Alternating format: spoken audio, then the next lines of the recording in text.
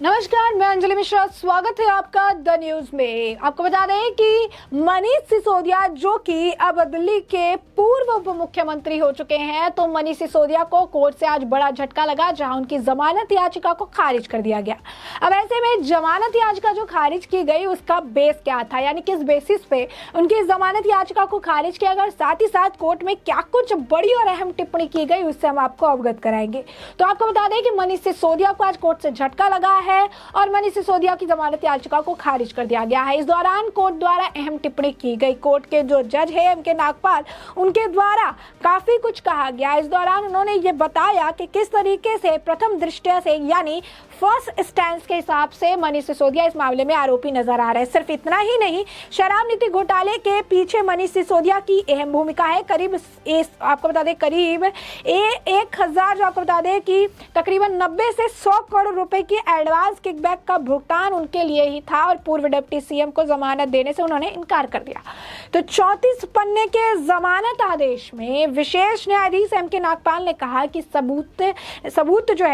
से न केवल सिसोदिया की आपराधिक साजिश में सक्रिय भागीदारी का पता चलता है, बल्कि उनके द्वारा पीसी अधिनियम के कुछ ठोस अपराधों का भी प्रथम दृष्टया पता चलता है। कोर्ट ने कहा कि अनुमान लगाने या दिखाने के लिए रिकॉर्ड पर भी कुछ भी स्पष्ट नहीं है कि गिरफ्तारी अवैध थी या माननीय सर्वोच्च न्यायालय या माननीय उच्च न्यायालय के किसी भी निर्देश का उल्लंघन था, बल्कि सीबीआई की द्वारा इस अदालत के समक्ष रखी गई सामग्री गिरफ्तारी को सही ठहराती है। मामले में आवेदक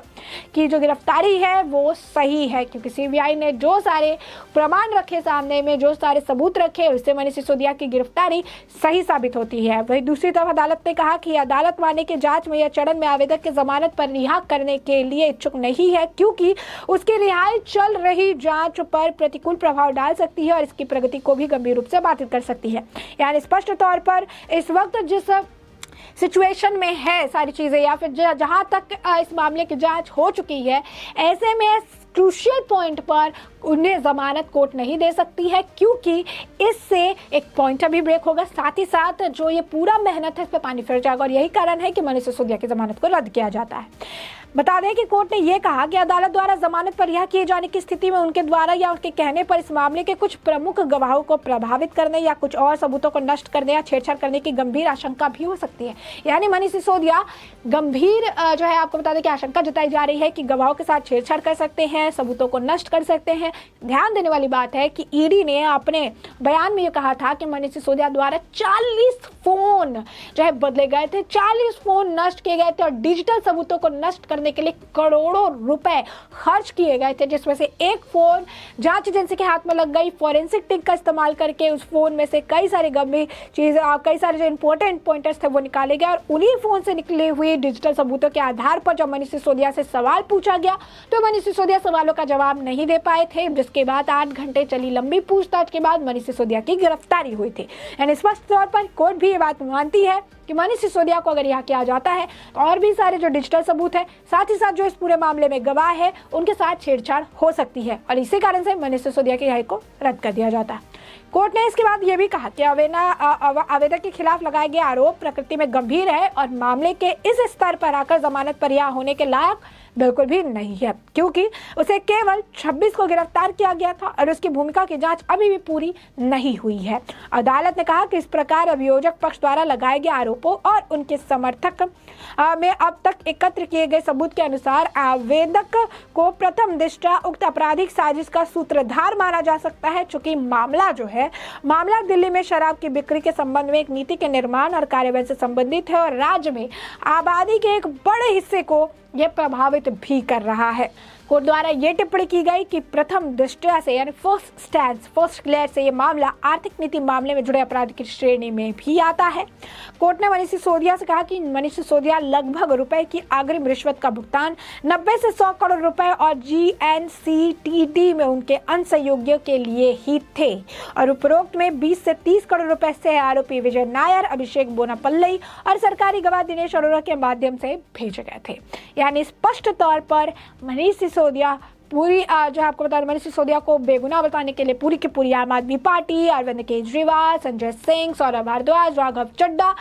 आतिशी मार्लेना, सभी ने जो उन्हें बेगुनाह बताने का जो अथक प्रयास किया, जो लगातार ट्वीट किए, लगातार प्रेस कॉन्फ्रेंस की, लगातार जो आपको बता दें कि ये कहा कि मनीष सिसोदिया बेगुनाह है, उन्हें फंसाया जा रहा है, ये सभी बातें आज के वक्त में बेबुनियादी, गलत और भ्रामक साबित हो गई, क्योंकि कोर्ट ही अब मान रही है कि फर्स्ट स्टैंड से पता चल रहा है, अभी तक जो जांच हुई है उसके अनुसार से ये पता चल रहा है मनीष सिसोदिया अपराधी हैं। मनीष सिसोदिया को अभी नहीं छोड़ा जा सकता है। मनीष सिसोदिया के खिलाफ ये सारी चीज़ें मिली हैं। मनीष सिसोदिया के खिलाफ सीबीआई ने जो सबूत पेश किए हैं उस हिसाब से उनकी गिरफ्तारी भी अवैध या गलत नहीं है, गिरफ्तारी सही है। तो ये कोर्ट की टिप्पणी,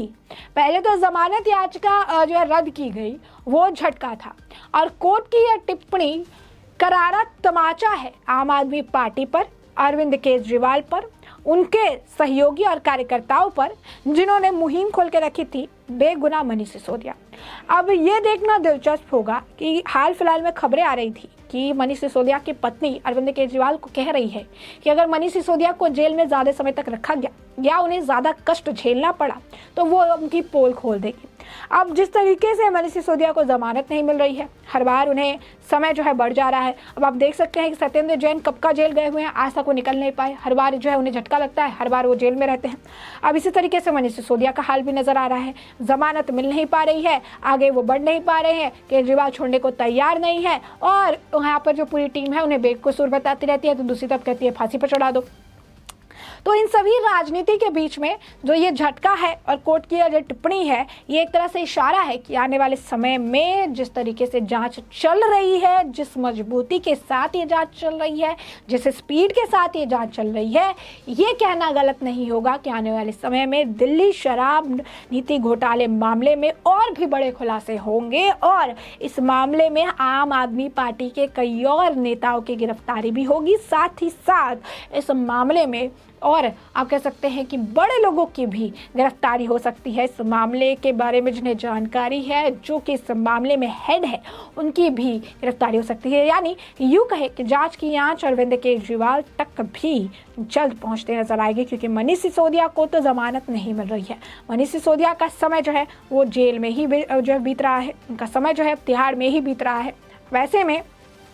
आने वाले समय में भी मनीष सिसोदिया जेल में ही रहेंगे, ये बात तो अभी इनकी ज़मानत रद्द होने से पता चल गई। साथ ही साथ सीबीआई सबूत जुटा पा रही है, सही तरीके से जुटा पा रही है, सबूत जो जुटा कर लाई है वो भी सही है, और वो ये प्रमाणित करती है कि मनीष सिसोदिया अभी तक आरोपी हैं और मनीष सिसोदिया की गिरफ्तारी पूरी तरीके से सही है। यानी ये जो पूरी जांच एजेंसी पर आरोप लगा रहे थे, ये आरोप भी झूठे साबित होते हैं, क्योंकि कोर्ट के द्वारा ही यह टिप्पणी की गई है। ऐसे में हमने आपको ये पूरा मामला जो है बड़े विस्तार से बताया कि पूरा मामला क्या है, किस तरीके से मनीष सिसोदिया को कोर्ट से बड़ा झटका लगा है, जमानत याचिका जो है उनकी खारिज कर दी गई या जो कहीं रद्द कर दी गई, और दूसरी तरफ कोर्ट ने इस याचिका को रद्द करने को लेकर उन्हें जमानत जो उन्होंने नहीं दी, इसे लेकर क्या कुछ टिप्पणी की, उस 34 पन्ने में क्या कुछ कोर्ट के द्वारा कहा गया, इसके बारे में भी हमने आपको विस्तार से बताया है। और अब इस पूरे मामले पर आपकी जो राय हो कमेंट सेक्शन में कमेंट करके जरूर साझा करें।